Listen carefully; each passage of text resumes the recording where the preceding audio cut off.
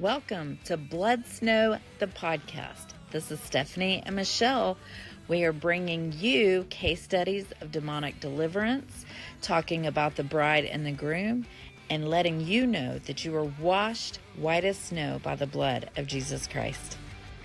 Hi, I'm Stephanie Jordan. And I'm Michelle Marioth, and welcome to the BloodSnow podcast. Okay, so friends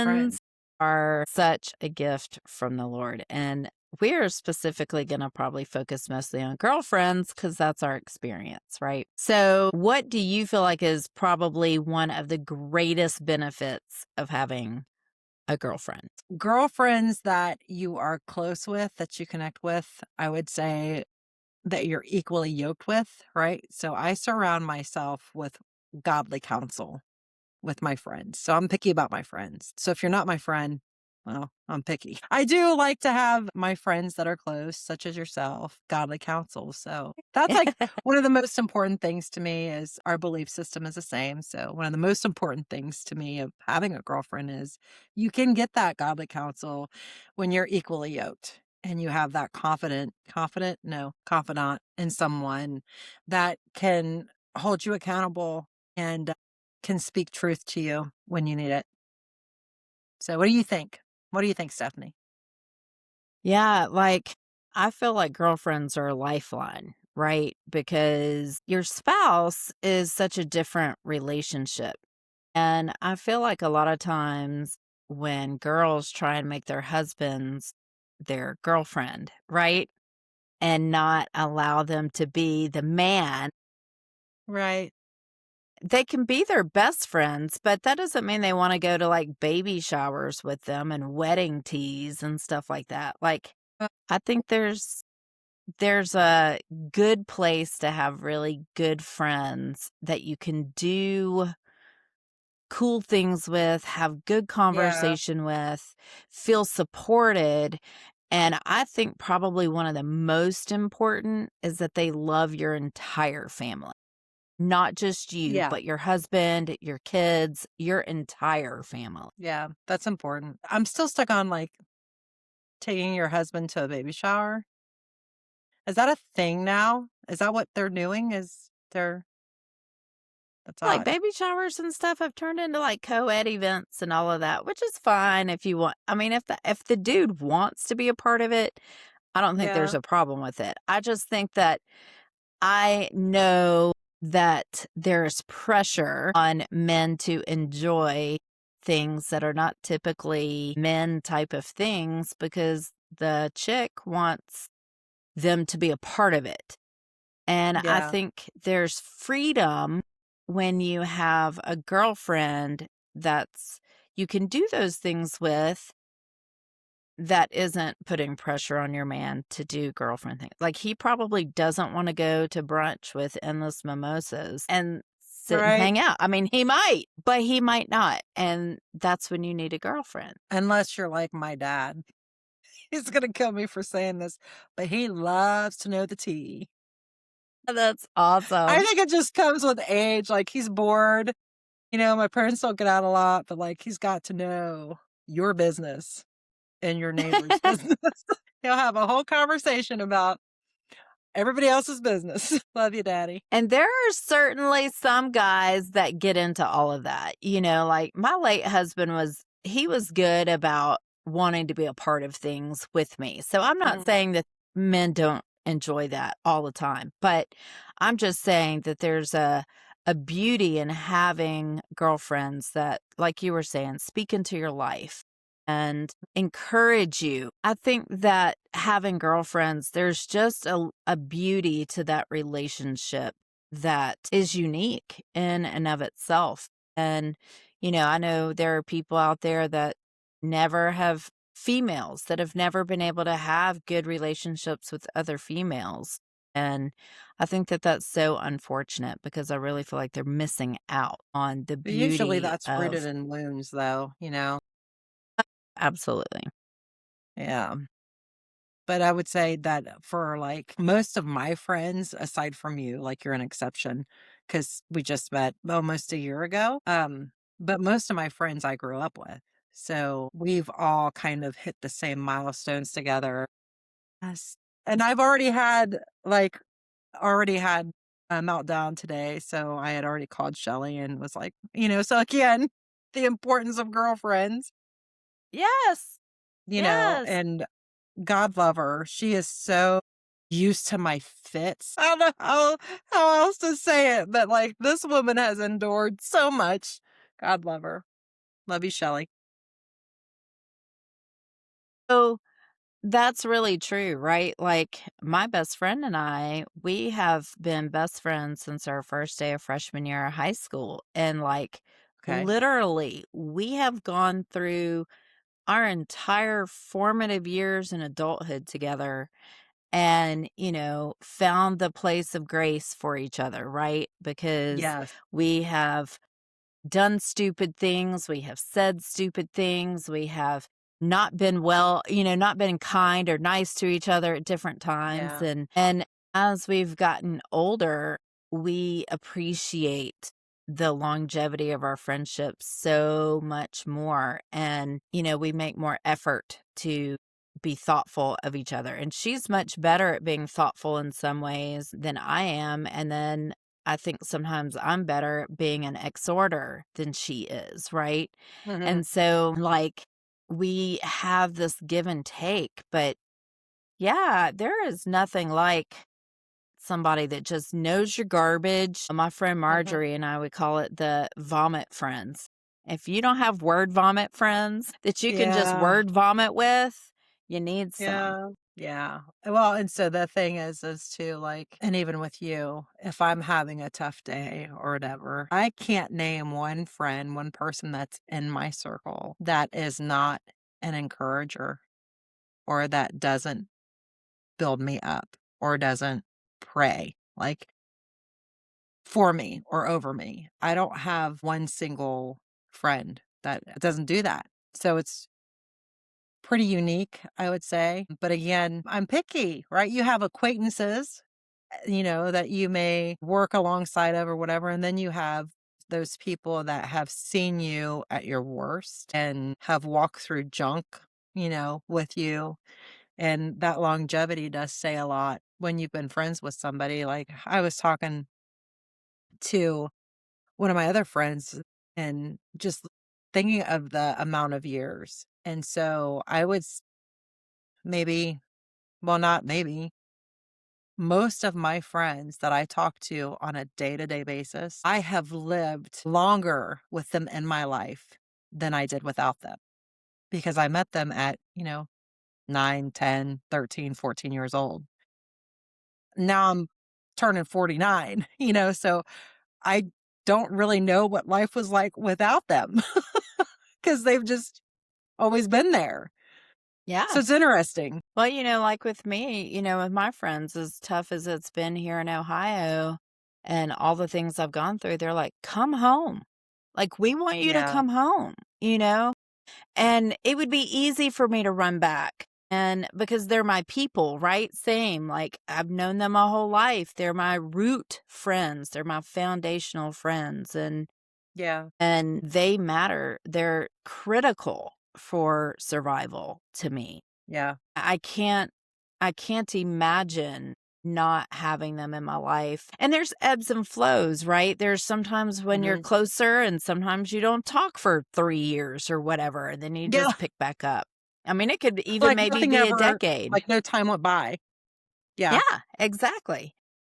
And that's really incredible how that happens because those are a lot your root friends, those deep, deep, deep people that are just absolutely vital for the health of your heart and your mind. And then like here, you and then Paul and Michaela with Christ Core, that y'all have Yeah. become encouragers for me. And like, it's been critical for me to have you guys this year, and God has blessed me with you guys, and then my neighbor right here, Stephanie, like, I told her last night, I was like, "I've always wanted a friend like you that I could just text or that would text me on a random Tuesday, say, 'Hey, let's go get coffee,' and we just go," Yeah. right? Like, because that's hard to find when you're an adult. Yeah. It's always like, "No, I can't go. I've got this. I've got this. I've got this. I've Mhm. got that." And she only has one kid that she doesn't have to, that's not little. She's nearly Yeah. grown, and then mine are all old enough to hang out for me to go out for an hour and grab coffee or whatever. And so, like, it's so nice to have that, so close. And so I Yeah. really just value the beauty of girlfriends. They're just absolutely, to me, a life force of necessity. Mhm. Yeah, there. And, God, you can see relationships like that, friendships throughout the Bible, right? So, was it Naomi and Ruth? Yeah. I mean, they were mother in law, daughter in law, but there was a friendship that came about with those two. So, I mean, you see that, and it is important. Like I said, I would not be as calm, thank you for the prayer, over the You're welcome. last, several years of I as I have been. One definitely from the Lord, but God also knew who I would need, like, in my circle at this time. And so he just happened to use the same ones from childhood that have always been there, and then the new relationships such as yourself, but he's been faithful, and I'm excited you know, to tomorrow, whereas before I'm like, "What is going on?" Okay. I think that's one thing that's cool about our friendship is that it's almost like we've lived parallel lives Yes. for years and we have a lot of similarity. And so I think we naturally understand how the other person is a little bit better than Yes. if we lived completely different lives. I think it would have been much harder for us to connect. But because we have so many similarities and we have lived so similarly that it's like, we're like gripping on to each other for dear life sometimes. Yeah. Yeah, and it's so when you started off saying, "We have lived so," and I'm thinking, "in chaos?" Our similarities of chaos, uncertainty, Yes. not sure. But yeah, but you know what? The Lord definitely put us together because it was instantaneous when I met you. Uh, like, so in the spirit, when God has made a divine connection, it's like you've known each other your entire lives. So even though it's only been a year, you're considered like a childhood friend because it's a Yeah. divine connection. We've known each other. I almost said we've known each other for a very long time, even though we haven't. But see, that's my point is like when it's a God thing and it's orchestrated by God, by default, you're like, yeah, we've been hanging for 20 years, even though we haven't. But by the spirit, we have. Does that make sense? Yeah, it's true because there's a lot of familiarity, right? That Mhm. usually takes a lot of time to develop. Yeah. But because of Yeah. the similarities and because of God orchestrating our friendship, there's a sense of, I understand you, right? I may not know your full story, right? Because you lived 46 years before I came into the picture. So Right. I don't know your full story, but there's a familiarity of like, I understand you as a person. I understand why you're struggling in this way. Mhm. And that matters because a lot of times when people haven't lived kind of that parallel life where they just understand the other person, a lot of times as adults, especially, people don't even want to take the time to get to know you and your Yeah. story and what's going on. And, you know, if you meet somebody that's 45, 46, 50, 55 years old, and you're just now coming into their life, goodness gracious, they've lived a half of a century without you, you know? My goodness. And it's like, there's like, take the time to get to Yeah. understand them and get to know them a little bit if you wanna be friends. Now, if you don't wanna be friends, don't take the time, but if you do, then try to learn to understand them, and you might be surprised at. That sounds like a funny, that could be like a funny joke, like, "I'm too old to make new friends." It's true. That It's true. A sounds lot so of people feel that terrible. way. I'm just too old. I don't have time to relearn somebody. Look, that's a real thing. That's how all the single people feel dating. I can tell you That's that. I do not want to have to get to know your favorite color.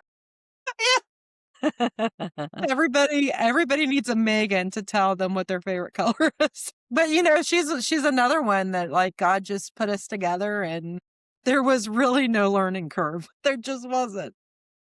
It's just So connection. I yeah, it is. It is. But it is important to have some real girlfriends that you're equally yoked with, that can speak into you and can pray with you and pray for you and vice versa, because that in of itself is vital. Godly relationships is what's needed in today's culture and season where we're at, because there's, a trusted friend is going to bring correction whether you want it or not, you know um and a good friend is going to say, hey, I think you're making a bad decision, or I think you're going down the wrong path, or, that doesn't look like Jesus.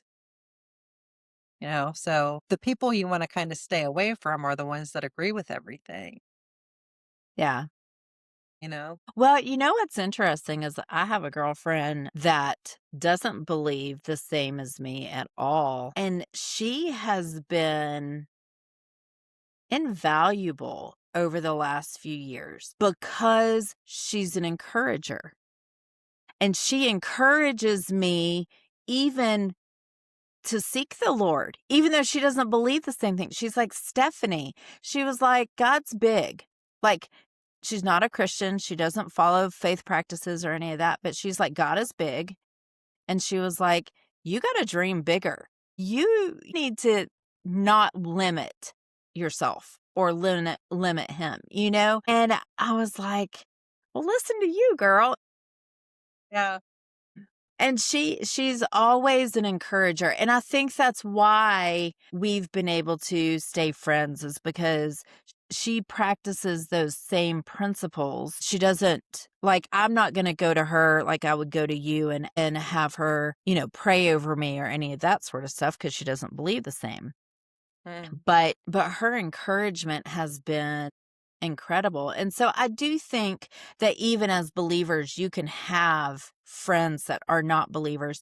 And she also gets me thinking, right? Because I love like dialoguing with her and getting her perspective about stuff, because it helps me to be more compassionate and understanding and grow in my thinking. And that has been really good for me as well. Yeah. I think different perspective for sure. But like you said, the key is you're not going to her for godly counsel. Right. So, um, yeah, there's balance, always balance. So for my inner circle, like one of my girlfriends, she's since passed, but we were on the same as far as the spiritual side, as far as, serving Jesus and stuff, but our political views were on two opposite sides of the spectrum. But she had such a great sense of humor that we would instigate and antagonize one another with political stuff, but nobody was offended. Like, she never got offended. Yes. I never got offended. It was the most beautiful friendship, and I miss her like Yes. crazy. She invited me, and she knew I did not want to get involved in politics, would not do anything with her for politics, because I'm like, if it's bipartisan, I'm your girl. But if it's any, political thing, I'm not doing it. But we would play jokes on each other, right? So as she called me up one day, this is shortly after James was born, and she's like, hey, do you have an evening dress? And I'm like, well, yeah. And she goes, well, can you put it on and come down here it was either, I think it was the Hilton downtown near the State House or something. And I was like, yeah, what's going on? She was like, oh, I'm just doing this event. She was like, there's got champagne, blah, blah, blah. And I'm like, yeah, I will. Let me ask Robbie. I'll be down. So I squeezed myself into this evening dress, right? Cause I'm only like 3 months postpartum. Robbie says, yeah, go have fun. You haven't been out. So I go to meet her, right? And I know it's going to be good because we would always do concerts and stuff together. And I get there, and it was fancy. Like, they had the trays with the little food on them, serving you trays with champagne. And I was just like, this is so cool. Oh, I'm looking around and I'm like, Ted Strickland. And I see her and she had this contagious laugh and she would always cross her legs when she laughed and she would bend forward and giggle. She had me at a Democrat convention That's awesome. and I couldn't get mad, right? Because I was like, you got me. She's like, I did get you. You know, at that point, I'm like, might as well enjoy myself. But we never got mad at each other. There was never any offenses taken, and we had fun with it. Someone that If I can't a make friend fun that of you can you, laugh I with. don't think I can be friends with you. Right, like, it's just so like, humor is so good for your soul, like, it lifts your emotions, it lifts to just laugh, to just have a good laugh. Yeah, I've got my girlfriend in Florida, like, I actually sent her a text message not too long ago, and I was like, "You have to come home." But we will have those belly laughs together where you can't get air because 'cause you're just laughing so hard, but, she'll be back in May. She'll be home in the spring. I have a girlfriend, one of my besties that's South African, and she always calls me by my full name. She'll be like, "What are you doing, Stephanie Jordan?" And it makes me laugh so hard, and so I call her by her full name. Yeah. But she managed my salon storefront when I had it for a couple of years, and she would get mad at me, and she'd, like, cuss at me in South African, and I was like, "Did you just South African me?" And she would be like, "Yes." And, and it was always a lot of fun, like, yes, belly laughs, like, Mhm. gosh, we used to have just so much fun cracking up because there was no offense, right? Like, our personalities just went really well together. We traveled a lot together doing education and all of this, like, business stuff and, like, whoa, that stuff is like salve to the soul right there. Yeah, yeah. Thanks for joining us. I hope that you have some awesome friends and some people that encourage you and uplift you and speak the word of God into you in your life. And thanks for joining us on Oh, BloodSnow. good night.